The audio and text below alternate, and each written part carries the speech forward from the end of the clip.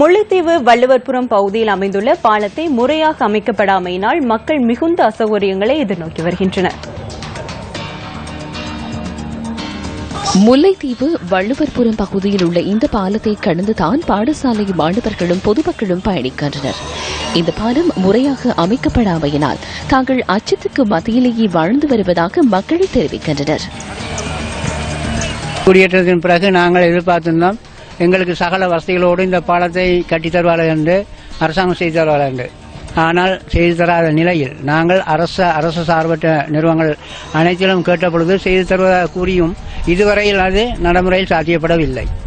உண்மையாக மாணிக்கபுர கிராமத்தின் 190% பங்கு இந்த பாலத்தினூடாகவே செயல்படுத்தப்படுகின்றது.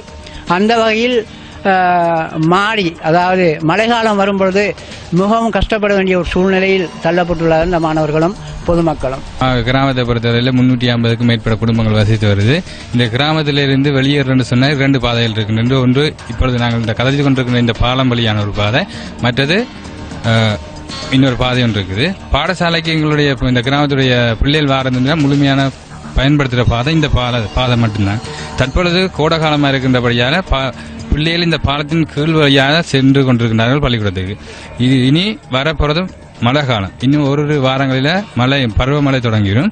அதனால பாதிக்கப்பட போறது இந்த கிராமத்தினுடைய பிள்ளை. மழைக்காலங்களில் இந்த பாலத்தை கடந்து செல்வதில் பெரும் சிரமத்தை எதிர்நோக்குவதாக மாணவர்கள் குறிப்பிடுகின்றனர்.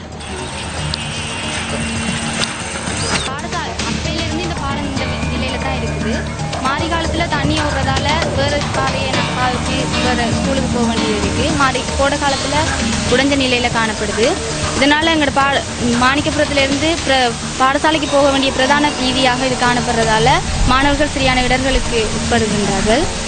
அரசியல்வாதிகள் தேர்தல் காலத்தில் இந்த பாலத்தை சீரமைத்து தருவதாக வாக்குறுதிகள் வழங்கினாலும் தேர்தலில் வெற்றி பெற்றதன் பின்னர் வாக்குறுதிகளை மறந்துவிடுவதாக மக்கள் விசனம் தெரிவிக்கின்றனர். உரிய அதிகாரிகள் இது தொடர்பில் கவனம் செலுத்தி இந்த பாலத்தை நிர்மாணித்து தர வேண்டும் என மக்கள் கோரிக்கை விடுக்கின்றனர்.